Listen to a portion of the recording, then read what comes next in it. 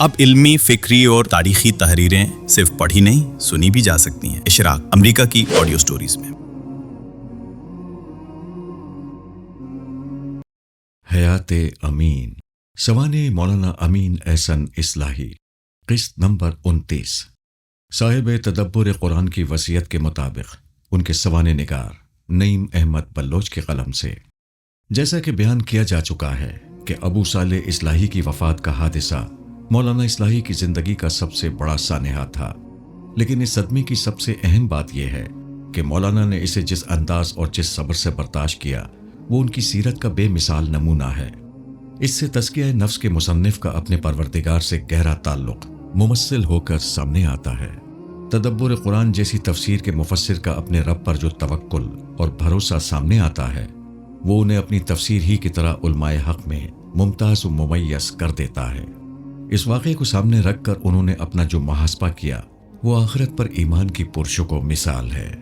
تصوف کو متوازی دین قرار دینے والے اس ناقد بے مثل کا اپنے اللہ سے راز و نیاز کا کیا انداز تھا۔ عجیب اتفاق ہے کہ ہمارے ان سے برسوں کے تعلقات اور سینکڑوں ملاقاتوں میں کبھی یہ واقعہ زیر بحث نہ آیا۔ چنانچہ تعلق خاطر کے بہت سے برسوں میں مجھے ان کی زندگی کو اس درجے متاثر کرنے والے اس واقعے کا کوئی علم نہ ہوا۔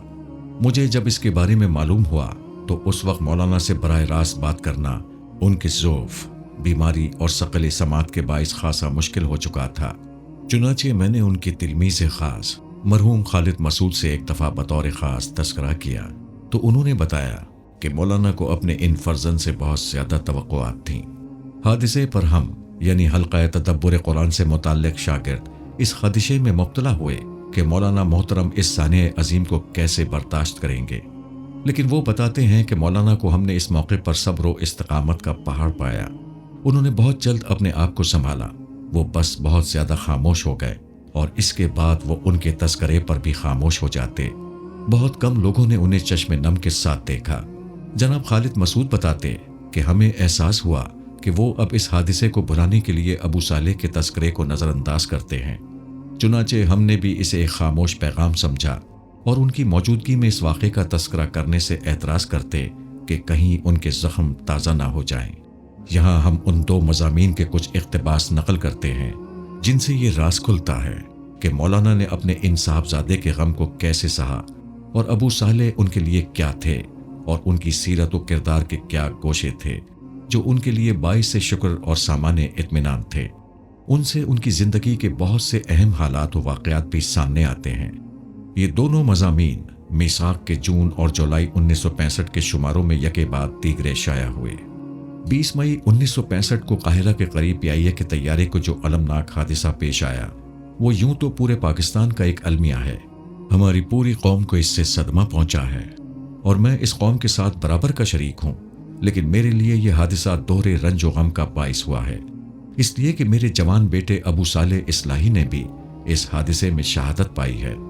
میں گوشت پوست کا بنا ہوا ایک کمزور انسان ہوں۔ عام حوادث سے بھی جن کی خبریں اخباروں میں روز چھپتی رہتی ہیں بہت زیادہ متاثر ہوتا ہوں۔ پھر ایک ایسے حادثے کے اثرات سے اپنے دل کو کیسے بچا پاتا جس نے میرے پورے آشیانے کو سوخت کر کے رکھ دیا۔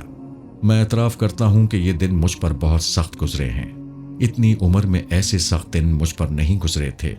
اگرچہ حادثے کی خبر سنتے ہی میں نے اپنے آپ کو اپنے رب کے حوالے کر دیا تھا کہ اے رب، اگر یہ تیرے غضب کا نتیجہ نہیں ہے تو میں تیرے فیصلے پر راضی ہوں، تو مجھے ضرور صبر و رضا کی توفیق عطا فرما۔ لیکن اس کے باوجود اس دوران میں میری عقل اور میرے دل میں برابر ایک جنگ برپا رہی ہے، اور بارہا میں نے شب کی تنہائیوں میں یہ محسوس کیا ہے کہ میرے جذبات میری عقل پر غالب آ رہے ہیں۔ لیکن اب ان جذبات کا ذکر چھیڑ کر اپنے اور اپنے ہمدردوں کے غم میں مزید اضافہ کرنا نہیں چاہتا، بلکہ تحدیث نعمت کے طور پر بعض ایسی باتوں کا ذکر کرنا چاہتا ہوں جو اس سلسلے میں رب کریم کی طرف سے ظہور میں آئی ہیں اور جن سے مجھے اس غم و الم کے بوجھ کو ہلکا کرنے میں بڑی مدد ملی ہے۔ پہلی بات تو یہ ہے کہ اس سفر میں ابو صالح مرحوم نے عمرے کی نیت کی تھی اور اس لیے وہ تمام ضروری تیاریاں کر کے گھر سے نکلے تھے۔ ان کے اس ارادے کی اطلاع میرے برادر نسبتی چودھری فضل الرحمان محمود سلمہ کو تو کئی ماہ پہلے سے تھی، لیکن سفر سے پہلے انہوں نے اس کی خوشخبری اپنی امی کو اور ان کی وساطت سے گویا مجھے بھی دے دی تھی۔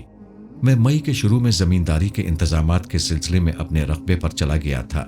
वहाँ मुझे यके बाद दीगरे ऐसे काम पेश आते गए कि तवक्को से ज़्यादा दिन लग गए। मेरी इस गैर मामूली ताख़ीर से घबराकर मेरी अहलिया और मेरी छोटी लड़की भी वहीं पहुँच गए। हादिसे से एक दिन पहले मेरी अहलिया ने जिक्र किया कि अबू साले मशरिक़ वस्ता के सफ़र पर जा रहे हैं। मैंने कहा, ये क्या नई बात हुई? वो तो चीन, माचीन, अमरीका और इंग्लिस्तान बराबर जाते रहते हैं। उन्होंने कहा, नहीं, बात यह है कि अब के उन्होंने उम्रे की नियत की है। मेरे पास आए तो कहते थे कि अम्मी, आप तो मुझे दीन से बेपरवाह समझती हैं, लेकिन मैं उम्रे की नियत किए हुए हूँ। इस सफ़र से उम्रा करके लौटूंगा। मैं दिन में दफ्तर के काम करता हूँ, रात को हज की दुआएं याद करता हूँ। हज के सफ़रनामे मैंने कई एक पढ़ रखे हैं। अगर कोई ऐसा सफ़रनामा आपने पढ़ा हो जिसमें हज की रूहानियत बयान हुई हो तो वो मुझे बताइए। अब्बा जान से भी पूछिएगा। मैंने कहा, हाँ, ये खबर तो बेशक नई खबर है। इस तरह से मुझे फिल वाक़े बड़ी खुशी हुई थी। याद रहे कि अबू सालेह का अपनी जिस वालदा के साथ ताल्लुक़ खातिर का इजहार हो रहा है, ये उनकी सगी वालदा नहीं थी। उनकी हकीकी वालदा उनके लड़कपन ही में वफात पा चुकी थी। अबू सालेह ने इस नौजवानी की उम्र में अखबार नवीसी में जो नामवरी हासिल कर ली थी और जिंदगी की जिद्दोजहद में उसे जो कामयाबी पर कामयाबी हासिल हो रही थी, वो अगर एक तरफ काबिल रश्क थी तो दूसरी तरफ एक खास पहलू से मेरे लिए वजह तशवीश भी थी। मेरा दिल अंदर से डर रहा था कि मुबादा उनकी कामयाबियों का नशा उसको आखिरत से गाफिल करते। चुनाचे मैं उसके लिए बराबर दुआ करता था कि ए रब, तूने इसको दुनिया दी है, तू ही दीन की राह भी इसे समझा। उसकी अम्मी बराबर जब वो हमसे मिलने आता, नमाज की पाबंदी की बहस उससे जरूर छेड़ती। मैंने भी उससे एक आध बार कहा कि अबू साले, तुम काबिल फ़ख्र बेटे हो। अगर तुम दीनदार बन जाओ तो मैं तुम्हारे जैसे बेटे पर अपने रब का शुक्र भी अदा करूं। याद रहे, अबू साले फ़राइज़ की अदायगी से हर किस गाफिल नहीं थे, लेकिन मौलाना अपने बेटे से जिस दर्जे की पाबंदी और आमादगी की तवक्को करते थे, ये तंबी और तज़कीर इसी हवाले से है। उसमें गफलत ज़रूर थी, लेकिन तबीयत बड़ी नसीहत पजीर थी। दीन के लिए उसमें हमीयत भी बहुत थी। अब मैं उसकी गुर्बत यानी वतन से दूरी की मौत का ख्याल करता हूँ। उन आग के शोलों का तसव्वुर करता हूँ जिनमें उसका जिस्म और मेरा दिल कबाब हुआ है। एक हरीक और गरीक मोमिन के लिए उस शहादत को याद करता हूँ जिसका जिक्र हदीसों में है, और फिर उसके उम्रे की उस नियत का ध्यान करता हूँ तो मेरा सीना अच्छी उम्मीद से लबरेज हो जाता है कि क्या अजब के रब्बे करीम और रहीम ने उस अल्लड़ नौजवान को अपनी जन्नत में ले जाने के लिए ये मुख्तसर रास्ता ही पसंद फरमाया हो। ये उम्मीद मेरे गम को इतना कम कर देती है कि बाज़ औक़ात तो मैं ऐसे महसूस करने लगता हूँ कि गोया कोई हादिसा सिरे से पेश ही नहीं आया। मौलाना ने इन सतूर में जिस हदीस का हवाला दिया है वो ये है, यानी हज़रत अबू हुरैरा से रिवायत है कि रसूलुल्लाह सल्लल्लाहु अलैहि वसल्लम ने फरमाया, शहीद 5 हैं, ताउन में मरने वाला, पेट की बीमारी से मरने वाला, डूबकर मरने वाला, मलबे के नीचे दबकर मरने वाला और अल्लाह की राह में शहीद होने वाला। कितनों ने गायबाना नमाज जनाजा पढ़ी है और कितनों के खुतूत। उनकी मुलाकातों से मैंने महसूस किया है कि उनके दिल इस हादिसे से मुझसे भी ज्यादा जख्मी है। बहुतों ने इत्तला दी है कि हम और हमारे अहलो अयाल रातों को उठ उठ कर रो रो कर मरहूम के लिए दुआएं कर रहे हैं। उनमें से अवाम के साथ ऐसे उलमा और सुलहा भी शामिल हैं जिनके इल्म व तक़वा के मेरे दिल में बड़ी इज्जत है।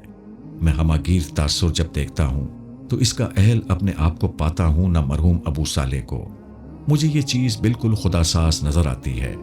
रब्बे करीम व कारसाज ने जब अपने एक बंदे को अपनी रहमत से नवाजना चाहा तो उसकी मौत को ऐसी शक्ल दी कि उसके लिए बेशुमार हाथ दुआ के वास्ते, रोती हुई आंखों, तड़पते हुए दिलों के साथ खुद ब खुद उठ गए। अब मैं ये गुमान किस तरह करूं कि दुआ के लिए जो हाथ उसने खुद उठवाए हैं उन्हें वो महरूम लौटाएगा। इस ख्याल से मेरी रूह मुसर्रत से वजद में आ जाती है और सारा गम व अलम काफूर हो जाता है। तीसरी चीज़ ये है कि मेरे पास बुजुर्गों और हमदर्दों ने इस हादिसे पर मुझसे ताज़ियत के बजाय मुबारकबाद लिखी। ये मुबारकबाद देने वाले हजरात इल्म और तक़वा दोनों में मुमताज़ मकाम रखते हैं। मैं ये हुस्न ज़न रखता हूँ कि उन्होंने मुझे महज तसल्ली देने के लिए मुबारकबाद नहीं दी है, बल्कि अबू साले की ये मौत उनके नज़दीक फिल वाक़े शहादत का दर्जा रखती है। शहादत का दर्जा एक बड़ा दर्जा है। अगर अबू साले ने यह दर्जा हासिल किया तो बहुत बड़ा दर्जा हासिल किया। शहादत की मौत पर हजारों जिंदगियां कुर्बान।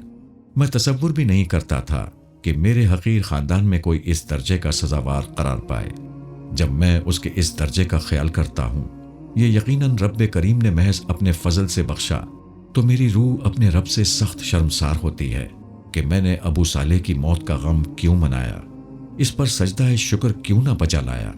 अल्लाह ताला उन तमाम दोस्तों और बुजुर्गों को जज़ाए खैर दे जिन्होंने इस हकीकत की तरफ मुझे तवज्जो दिलाई। एक और चीज़ जो सबसे ज़्यादा मेरे गम को दूर करने में मुईन हुई, वो मेरे एक देरीना दोस्त का ख्वाब है। मैं अगरचे ख्वाब की बातों को ज़्यादा अहमियत नहीं देता, लेकिन ये एक ऐसे शख्स का ख्वाब है जिसके ख्वाबों के सच्चा होने का मुझे ज़ाती तजुर्बा है। मैं एक ज़माने में उनके साथ कमोबेश 10 माह बोस्टल जेल और लाहौर सेंट्रल जेल में गुजार चुका हूँ। उस ज़माने में उन्होंने पेश आने वाले मामलात से मुताल्लिक़ निहायत हैरत अंगेज़ ख्वाब देखे और उनके सारे ख्वाब सच्चे साबित हुए। उन्होंने 30 और 31 मई की दरमियानी रात में सुबह तकरीबन 4 बजे ख्वाब देखा, जो खुद उनके अल्फाज में नकल करता हूँ। अबू सालेह इस्लाही मरहूम रात के लिबास में बलगजे रंग के बूशर्ट और पजामे में मलबूस हशाश बशाश नजर आए। कहने लगे, मुझे सिर्फ आधा घंटा तकलीफ रही, अब मैं बिल्कुल ठीक ठाक हूँ। ये बात उन्होंने 2-3 दफ़ा कही। मैंने कहा, आपके वालिद मौलाना इस्लाही साहब इस हादसे की वजह से सख्त गमज़दा हैं। कहने लगे, हाँ ठीक है, उन्हें सख्त गम है, क्यों ना हो, अब पूरी जिम्मेदारियां उनके कंधों पर आन पड़ी हैं। नेस कहने लगे, आप मेरा पैगाम जो ऊपर नकल हुआ है मेरे घर वालों को पहुंचा दें। मैंने कहा, और एहसास ये था कि मैं ये ख्वाब जो देख रहा हूं, ये ख्वाब की बातें शायद वो माने या ना माने, मैं जाकर क्या मैसेज दूंगा।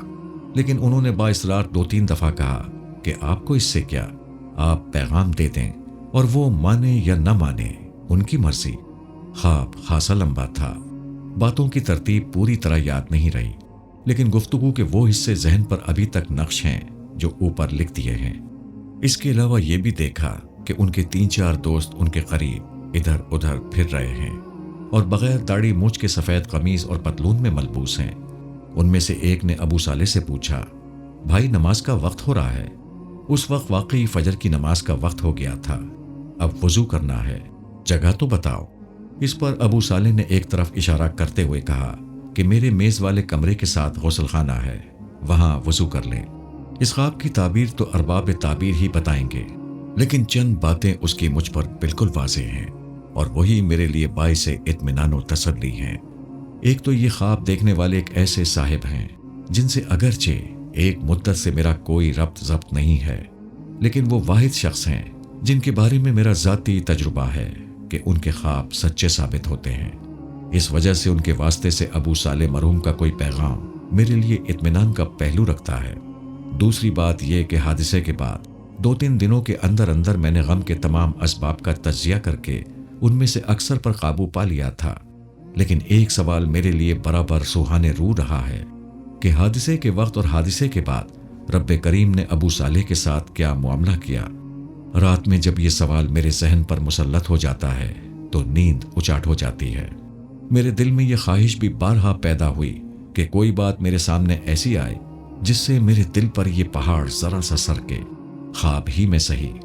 लेकिन मैं खुद ख्वाब अव्वल तो देखता कम हूं, जो देखता हूं वो याद नहीं रहते। अब जब से ये ख्वाब इल्म में आया है, ख्याल यही गुजरता है कि यह मेरे उसी सवाल का जवाब है, और अगर ये वाकई मेरे सवाल का जवाब है तो बहुत ही खूब और निहायत ही मुबारक ख्वाब है। यानी ये खुशखबरी इतनी अजीम है कि अगर मैं इस पर अपनी जान भी कुर्बान कर दूं तो भी कम है, क्योंकि आशिक को ऐसी मुसर्रत कम ही नसीब होती है। ख्वाब में अबू सालेह के लिबास शब ख्वाबी का जो रंग नुमाया हुआ है, घर में दरियाफ्त से मालूम हुआ कि उनके स्लीपिंग सूट का रंग फिल वाकई यही था। इस दौरान में उनका वो कमरा जिसमें उनके खाने की मेज है, उनके गुस्ल खाने से मुतसिल है। इन चीज़ों का कोई तसव्वुर ख्वाब देखने वाले साहिब को पहले से नहीं था। ख्वाब देखने वाले ये साहिब जमात इस्लामी के अमीर मरहूम मियाँ तुफैल मोहम्मद साहिब थे।